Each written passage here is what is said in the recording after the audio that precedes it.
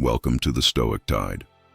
There's a moment in every connection, romantic, social, or professional, where something inside you just clicks. At first, you're the one reaching out. You respond quickly. You explain yourself. You try to prove you're enough, hoping your consistency will somehow convince someone to see your value. You do everything you're told. Connection requires openness, effort, vulnerability. But then the silence stretches. The one-word replies, arrive.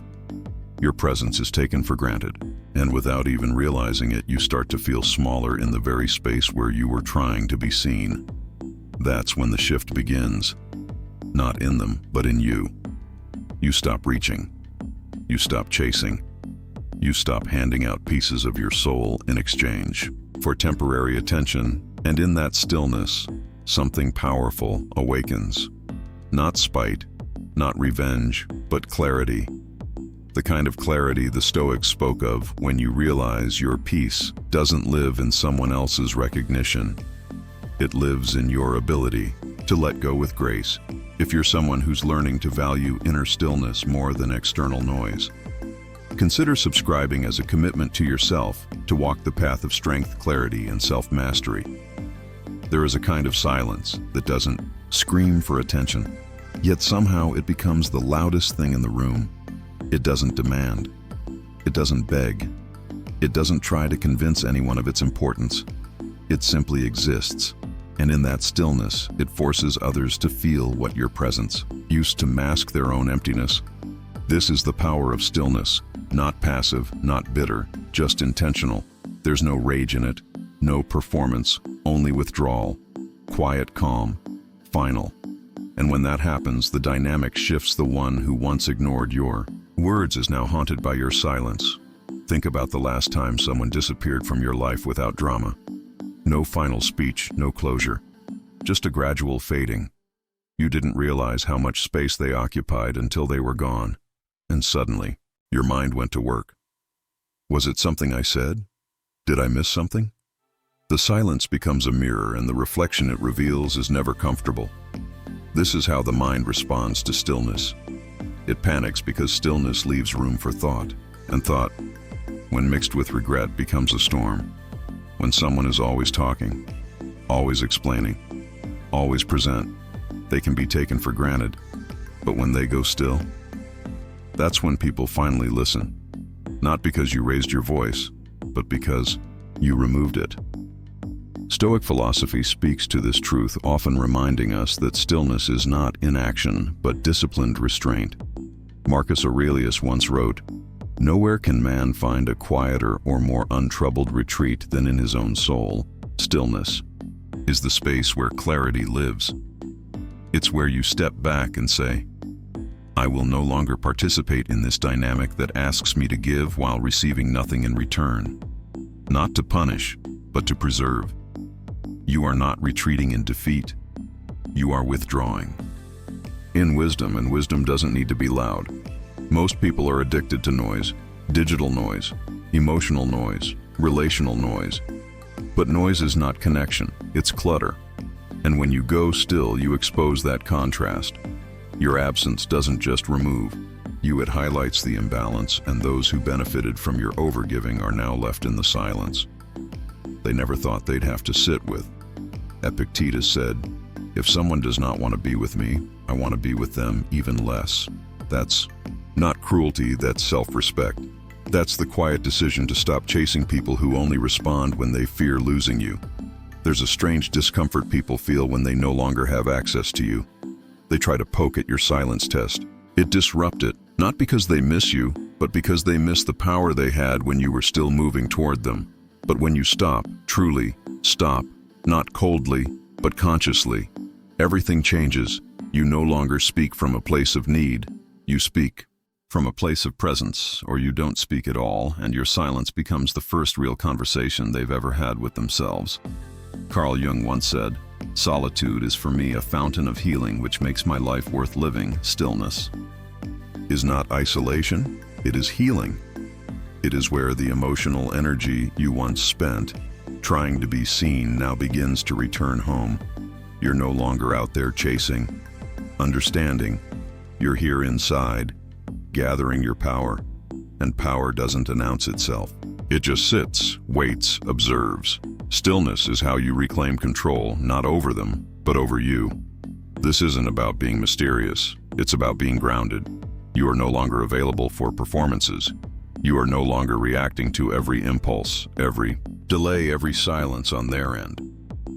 You've learned that not every question deserves an answer, not every message needs a reply, and not every absence requires you to fill the gap that is maturity, that is self-possession, and the ones who once counted on your emotional availability now face the space they helped create. It's here in this stillness that your value begins to rise, not because you became more, but because you stopped giving so freely you allowed the other person to sit in their own energy without your emotional labor to sustain them. And they start to realize the connection wasn't as one-sided as they thought. You weren't the one chasing. You were the one showing up the weight they feel. Now is the weight you carried silently. And that silence? It speaks volumes. Seneca reminds us, the greatest remedy for anger is delay. Stillness is not just about removing yourself, it's about refusing to react. You begin to understand that your greatest influence comes not from assertion, but from restraint. You are not easily provoked. You are not rushing to clarify. You are not fighting to be chosen. You are choosing yourself. And in a world that thrives on instant reactions and emotional overexposure, your composure becomes magnetic. Let others wonder. Let them replay the moments. Let them feel the absence of what they took for granted. Because true stillness doesn't just pull you back. It pulls them in. Not through manipulation, but through contrast. You show them without saying a word what life feels like without you. And for the first time, they have to confront what they were never willing to see before. Stillness is not the end of connection. It's the beginning of discernment.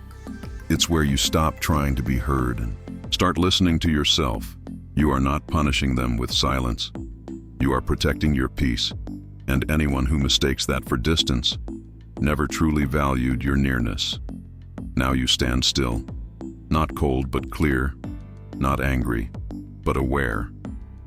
And that awareness becomes your edge, because nothing shakes a person more than the realization that they lost access to you. And it wasn't because you disappeared, it was because you finally returned to yourself.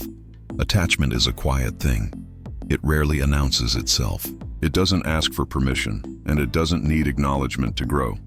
It simply builds itself in the background, woven into the rhythms of your replies, your laughter at their half-formed jokes, your reminders, your patience, your presence, and because it's so constant, so unshakably consistent, it begins to feel like a given, like something that will always be there until it's not.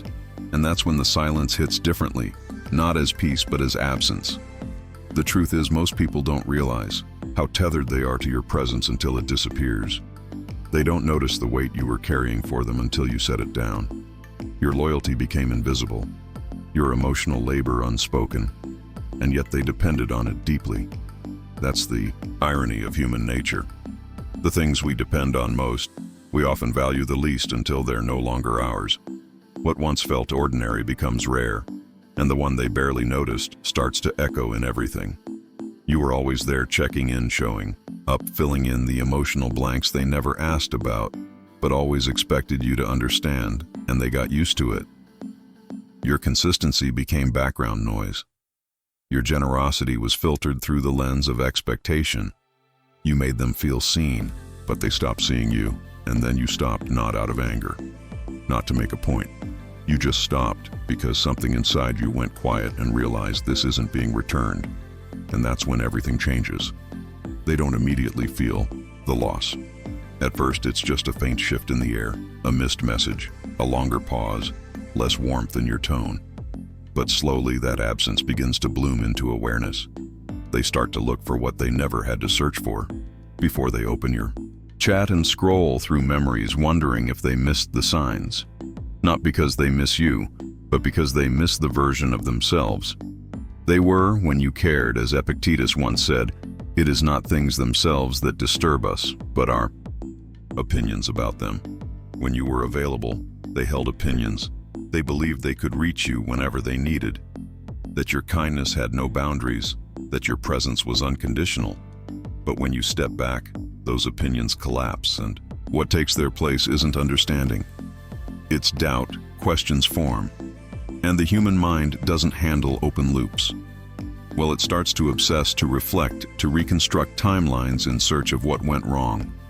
People often confuse reflection with missing you. They don't realize that what they truly crave isn't you. It's how effortless it felt to be wanted by you. That version of connection where they never had to reach, because you were already there. That ease, that emotional safety, that invisible thread that held everything together, without them ever noticing the knots you were constantly tying, just to keep it from unraveling. That's what they long for. Not because they've changed, but because your absence now forces them to feel everything you protected them from. But by then your energy has shifted. You no longer seek to be understood. You've stopped replaying the effort. You've stopped measuring your worth by someone else's recognition. You understand now that true connection doesn't require you to disappear in order to be seen. And as you detach, something powerful begins to happen. Not to them, but to you. You begin to notice all the ways you gave more than you received. You remember the days you confused being needed with being valued, and you forgive yourself for not noticing sooner when you stop offering access. People begin to remember how rare it was to have it. They remember how your presence made them feel secure, how your voice calmed their chaos, how your belief in them made them believe in themselves. And now that it's gone, they start searching not just for you, but for that feeling. But here's the truth. They won't find it in someone else, because it wasn't about the attention. It was about the intention. And your intention was never casual. They may come back. Yes, they often do not, because they suddenly see your worth, but because they now feel the emptiness you once filled. But what they'll find is a version of you that no longer fits the role they remember, not colder, just clearer, not angry, just unavailable. And that clarity will feel like distance. But it's not distance, it's healing. It's you no longer shrinking to be digestible attachment. Once broken doesn't return the same. It either deepens through mutual growth or dissolves into a memory, and the ones who come back hoping for the past are often met with a silence that says that version of me no longer lives here. Because once you've detached from needing to be seen, you no longer accept being overlooked. Chasing always feels noble. At first, you tell yourself it's about care, about effort, about showing that you're willing to fight for what matters. But quietly underneath the surface, something else is happening. Every time you overextend, you're whispering a message you may not even realize you're sending. I need something from you that I can't seem to find in myself. It's subtle, it's unspoken, but it reshapes the entire dynamic. And in that space, the one you're chasing doesn't see devotion. They see leverage. What should have been mutual becomes unequal, not because they're better, but because you lowered yourself in the process of proving your worth. That's the sting. Not that they didn't see you, but that you had to try so hard to be seen that you watered down your self-respect just to keep their interest. And the deeper you go into that pattern, the more you start erasing the very value you were trying to showcase. You respond quickly to things that barely deserve your time. You justify behaviors that disrespect your presence. You keep showing up in spaces that don't reciprocate, and little by little they stop being grateful. Not because you're unworthy, but because you've become predictable. Carl Jung once said, "The most terrifying thing is to accept oneself completely, but it's precisely that refusal to fully accept ourselves that often leads us into this trap of chasing. We hope someone else's attention will confirm our value. We hope that by doing more, we'll finally be chosen in a way that validates the parts of us we secretly doubt. But the more you try to earn what should be freely given, the more invisible you become. Not because you don't matter, but because they learn to expect everything and give nothing in return. And the paradox is cruel. The more effort you put in, the more the frame shifts against you. You teach them without meaning to, that your time is always available, that your boundaries are soft, that your energy has no cost. And in doing so, you unintentionally devalue yourself. Not in their eyes, but in your own. The imbalance becomes internal before it becomes relational. You feel the drain. You sense the resentment building. You keep hoping it'll get better. If you just give a little more, but it doesn't. Because what you chase, you place above you. And what you place above you has the power to crush you. The Stoics understood this dynamic deeply. Marcus Aurelius wrote, "If you are distressed by anything external, the pain is not due to the thing itself, but to your estimate of it. Your suffering doesn't come from their lack of effort. It comes from your decision to keep chasing. In spite of it, to keep hoping where hope has become self-abandonment. To keep proving yourself to someone who's already made their comfort more important than your clarity, and the moment you stop, something miraculous happens. The imbalance collapses because it was never about them being above you. It was about you. Placing yourself below, the second you stop overreaching, the illusion shatters. They're not elevated anymore. They're just exposed for how little they were giving, for how much they were receiving, for how long they coasted on your consistency, while offering you the bare minimum, and now without your effort to prop them up, they're left standing on their own, and it's quieter and emptier and far less impressive than they once appeared. You begin to see how chasing masked the truth that you were carrying the connection that you were doing, the emotional heavy lifting, that your presence was the glue. And without it, the whole thing starts to unravel. But instead of feeling regret, you start to feel relief, because detaching doesn't just remove you from their world. It returns you to your own. You're no longer waiting on their recognition to feel seen. You're no longer desperate for their response to feel heard. You're no longer shrinking yourself just to keep a conversation going that you didn't even start. Seneca once wrote, "No person has the power to have everything they want, but it is in their power not to want what they don't have." You don't need to be chosen by someone who only values you when you're pursuing them. You don't need to wait for validation that arrives too late. What you need is to recognize that anything built on imbalance cannot sustain itself. That respect, when begged for, turns into pity, and no one wants to be pitied. When you finally stop chasing, you begin to see what was never real. The conversations that only happened when you initiated, the connection that only existed when you held it together. The relationship that was only alive because you kept breathing life into it. And with each step back, clarity returns. You realize that your worth was never missing. It was just hidden beneath the weight of your own overgiving. You thought you were being strong, loyal, committed, but what you were being was drained. And now, you're done. Not bitter, not broken, just done, because peace doesn't live in proving. It lives in presence, and you've come home to yours.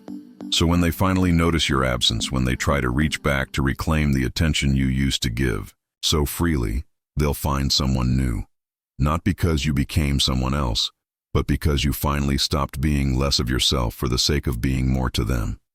And that quiet shift, that's the real power. Silence isn't weakness. It's not avoidance. It's not the lack of something. It's the presence of something deeper, something stronger, something most people are too noisy to recognize. It isn't about turning your back on someone to prove a point. It's about turning inward to remember your own. Silence is not what happens when you run out of words. It's what happens when you no longer feel the need to explain yourself to people who are only listening to respond, not to understand, in a world that celebrates constant engagement. Silence becomes radical. It's not passive, it's precise. It's not a retreat, it's a redefinition of space. When you stop speaking, stop justifying, stop over-explaining your soul to someone who's not even paying attention, that silence becomes louder than anything. You ever said it doesn't need punctuation? It doesn't need a caption. It just sits there calmly, exposing every crack in the connection that your words used to cover up. And here's the thing, that kind of silence doesn't just leave people with absence, it leaves them with themselves. That's the part they're not ready for. Your silence becomes a mirror. And when there's no more noise to distract them, they start to hear things they've been avoiding. They replay your last message. They dissect your tone. They read into pauses that were never there before. They fill in the blanks with their own guilt, their own fear, their own regret. And they become haunted, not by what you said, but by what you didn't. This is where the obsession starts. Not when you spoke up, but when you stopped, because as long as you were explaining, they could stay comfortable. But now that you're silent, they have to ask the questions you used to answer for them. And that's what most people are really afraid of, being left alone with the truth.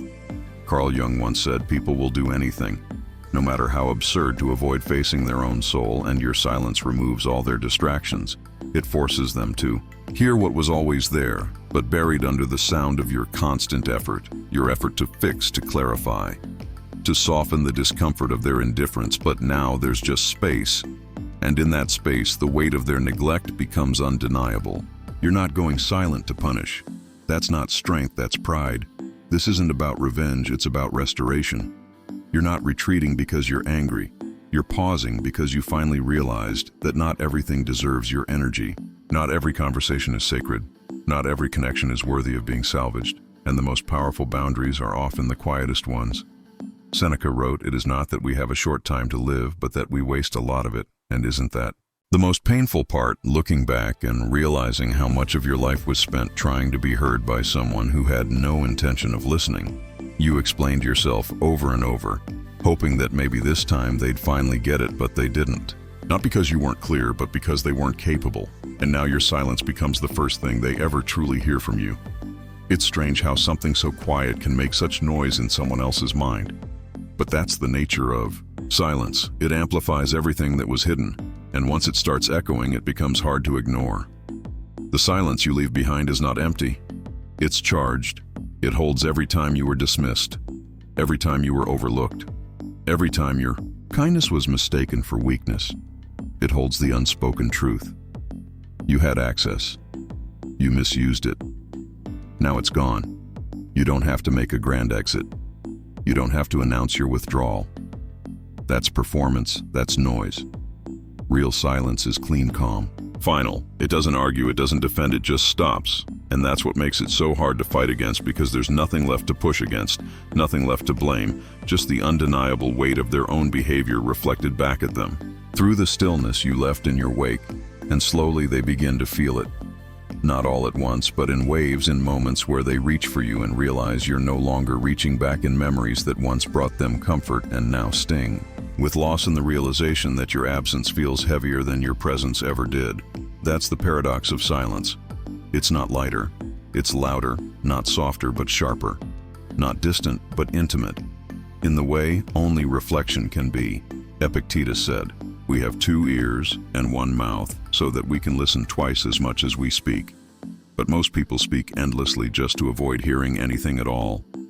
Your silence is an invitation not to return, not to reconcile, but to reflect, and whether or not they take it is no longer your concern, because the moment you chose stillness over struggle, you reclaimed something far more valuable than their attention. You reclaimed your peace. You're not proving anything anymore. You're not fighting to be seen. You're not trying to convince anyone of your worth, you're just still. And that stillness becomes your strength, because real power doesn't scream. It doesn't need to. It just exists. Calm, composed, unmoved. And when the world around you finally quiets down, it's that stillness that remains. So if they come back, they'll find a different version of you. Not bitter, not guarded, just no longer available to be misunderstood, because once silence has done its work, there's nothing left to say. Every relationship, every conversation, every glance across a room, it all takes place within an invisible frame. Not one you can see or touch, but one you can feel. It's the subtle tension between who holds the need and who offers the value. And what most people don't realize is that this frame determines everything. The balance of attention, the flow of power, the direction of effort. You've felt it before, even if you couldn't name it. That feeling of chasing someone else's time, their validation, their energy.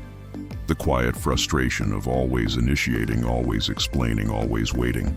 That's what it feels like to live inside someone else's frame, and the longer you stay there, the more you forget you ever had your own. When you chase even with the best of intentions, you enter a dynamic that places your worth in someone else's hands. Not because they're better than you, not because they asked for it, but because that's what chasing does. It bends you.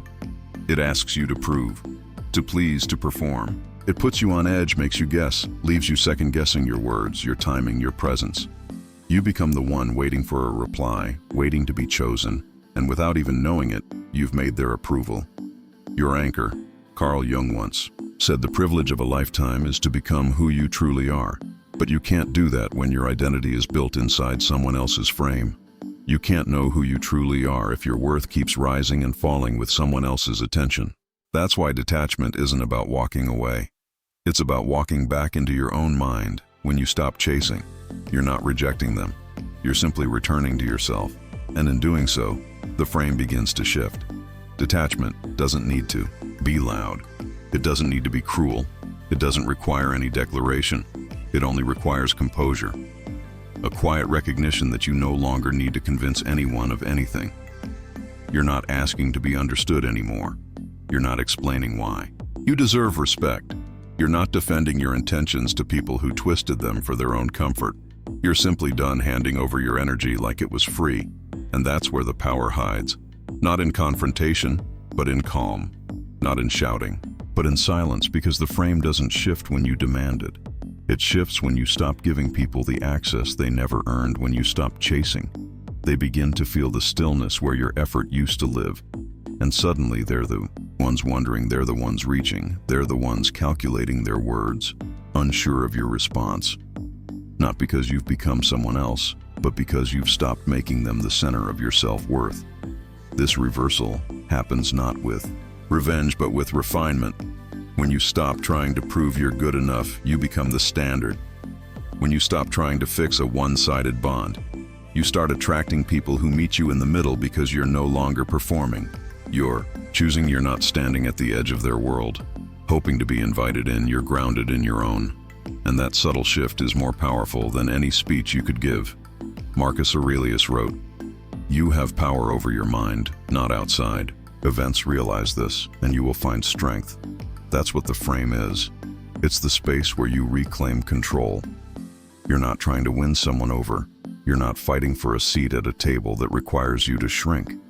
You're realizing that your peace was never meant to be negotiated, and once you sit in that realization, your energy changes. You no longer lean forward in desperation. You lean back in discernment. What people often forget is that influence doesn't come from being the loudest voice in the room. It comes from being the one who doesn't flinch when silence stretches, the one who doesn't rush to fill the awkward pauses, the one who isn't afraid of being misunderstood. Because when you know your own value, you no longer beg for recognition. You embody it. That presence speaks louder than any words ever could. And eventually, the people who once held power over your emotions start to feel that shift. They notice your absence, not just physically, but energetically. They realize they can no longer count on your availability. They can't predict your response. They can't rely on your forgiveness like they used to. And that uncertainty creates gravity. Not because you manipulated them, but because you removed yourself from a dynamic that was never sustainable to begin with. This is why the frame is so important, because every time you enter someone else's frame, you risk losing yourself. You risk becoming the version of you that bends, instead of stands, that over-explains, instead of observes, that pleads, instead of chooses. But when you create your own frame built on clarity, calm, and boundaries, you no longer need anyone to validate it. They either step in with respect or they stay outside. Seneca once said, "He who is brave is free," and there is a kind of bravery in refusing to chase, in sitting still while others expect you to move. It's not about being indifferent, it's about being selective. You don't need to raise your voice to be heard. You don't need to fight for the attention of someone who only sees you when you're loud. You simply return to your center and let the silence speak for itself. Because once the frame shifts, everything else follows. You're no longer trying to fit into their world. You're inviting them into yours. And that invitation is no longer free. It's earned not by begging, not by proving, but by showing up with the same clarity and composure you had when you stopped explaining. And from that place, you don't chase, you attract. Detachment is often misunderstood. People assume it's cold, like shutting a door and locking it behind you. They think it's about turning off your emotions, walking away without care, without thought. But real detachment isn't cold, it's clear. It's not anger, it's not bitterness, it's not revenge, it's peace. Finally understood, it's when you stop needing to force connection, when you stop handing over your energy just to be seen. You don't need to vanish with drama. You don't need to make announcements or give ultimatums. You just reduce your presence slowly, quietly until it becomes sacred, until your absence carries more weight than your presence ever did. There's a moment when you realize that not every message deserves a reply. Not every shift in tone needs to be explained. Not every silence must be filled with reassurance. You begin to choose when and how you engage. Not to manipulate, but to protect. Because peace, as the Stoics taught, doesn't come from what you gain. It comes from what you learn to live. Without Marcus Aurelius once wrote, "Very little is needed to make a happy life. It is all within yourself, in your way of thinking. You don't need more reactions. You don't need applause. You need alignment when you stop needing a reply. You're not giving up. You're giving space when you stop needing them to react. You're not withdrawing. You're finally resting. And when you stop needing to be understood, something surprising happens. You become understood not through arguments or justifications, but through the clarity of your absence. The stillness speaks louder than any defense ever could. People feel it in your lack of reaction, in the timing of your silence, in the calm way. You no longer rush to fix what isn't yours to hold. Carl Jung once said, "Everything that irritates us about others can lead us to an understanding of ourselves. Detachment leads you inward, where the real healing begins." It isn't about them anymore, it's about you, about understanding the part of you that once thought your value was proven by how much you could endure, about letting go of the version of yourself that believed love had to be earned through overextension and self-sacrifice. You begin to see that being present doesn't mean being available for disrespect. That love is not real if it demands you lose your peace to keep it alive.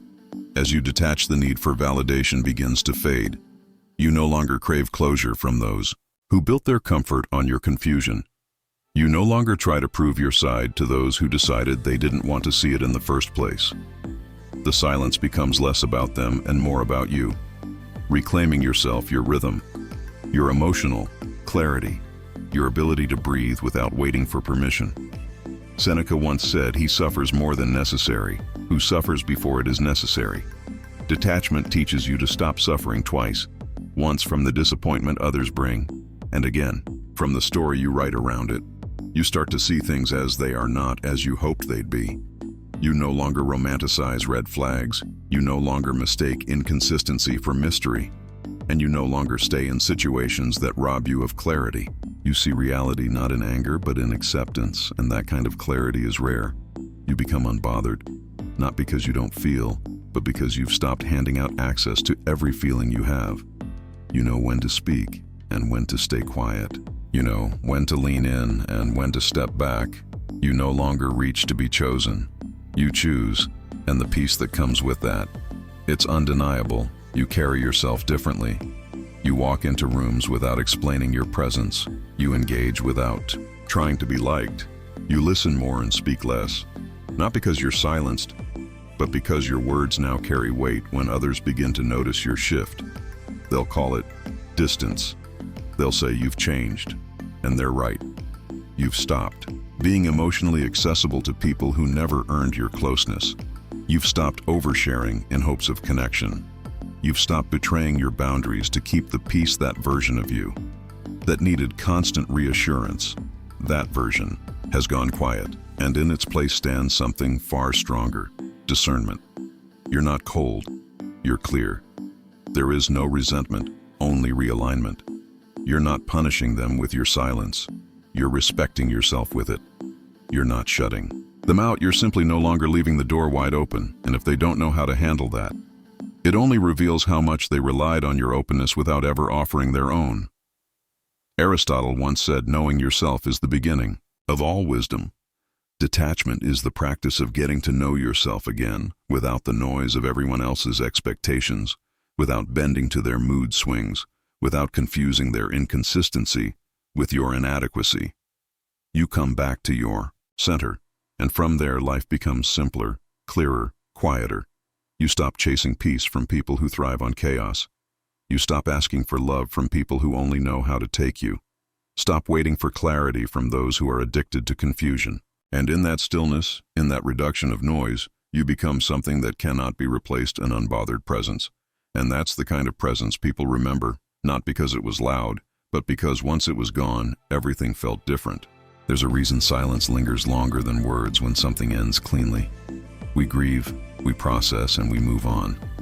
But when something ends without explanation, when it just fades, vanishes, slips into stillness, we don't move on. We loop. We turn it over in our minds again and again, searching for meaning. That's not weakness, it's psychology. The mind is built to close loops, to seek completion. And when it doesn't get that, it spirals. That's why someone saying, "I'm done," can feel less painful than someone disappearing without a word. Closure brings peace. But the absence of closure that brings obsession. You start to analyze everything.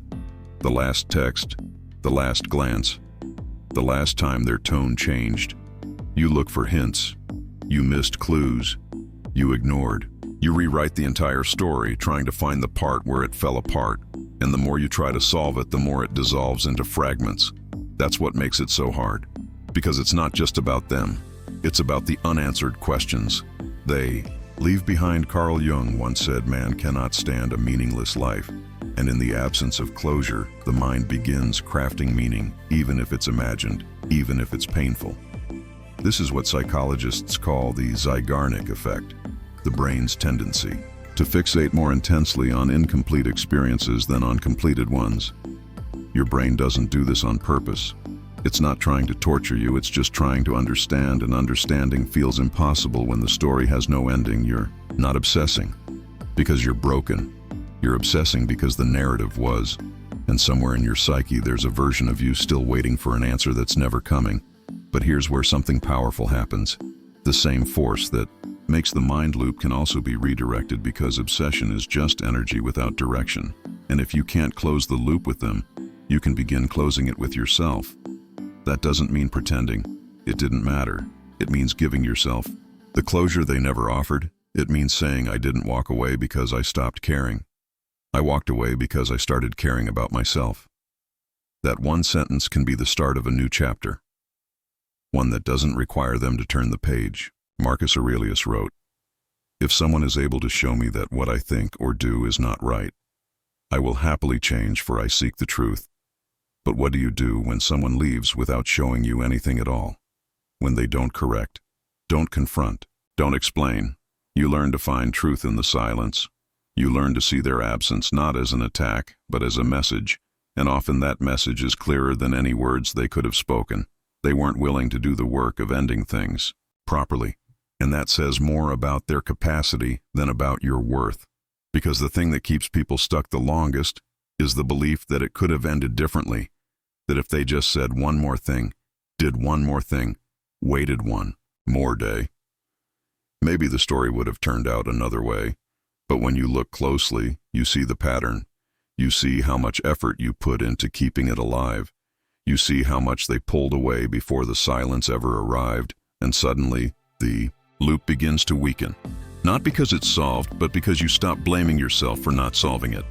Seneca once wrote, "To be everywhere is to be nowhere." And the same is true for your energy. If you keep scattering it across unsolved stories, you never fully arrive in your own life. You keep one foot in the past, hoping for a version of closure that's never coming. And in doing so, you rob yourself of peace in the present. But when you finally say, "I don't need their words to heal," something shifts. The echo becomes quieter. The obsession loses weight. And you start writing from a new place, one rooted in your own clarity, not their confusion. This doesn't mean the loop disappears overnight. The mind may still wander. You may still feel it, a pull, a curiosity, a hollow space that once held potential. But now you recognize it for what it is, not unfinished love, but unfinished explanation. And you stop waiting for someone else to complete it. You close the loop by realizing you don't need their permission to stop thinking about them. The hardest truth to accept is that some people leave not because the connection wasn't real, but because the responsibility it required was too much. And so they vanish. They avoid the conversation. They choose the clean escape over the difficult honesty. And that silence, it echoes, but not forever. Eventually it becomes a distant hum, reminding you not of loss, but of growth. Because the moment you stopped seeking answers from them, you started listening to yourself. So when they come back, and sometimes they do, don't be surprised, not because they finally found the right words, but because they felt the weight of the story you left unfinished. The difference now, you no longer need to hear it because you've already turned the page, and that is the most powerful kind of closure. The kind you give yourself when no one else was brave enough to offer it. Sometimes the most powerful thing you can do is walk away. Not with anger, not with noise, but with peace so complete it becomes unforgettable. Because when you stop chasing clarity from others, you create it within yourself, and that kind of clarity doesn't beg to be understood.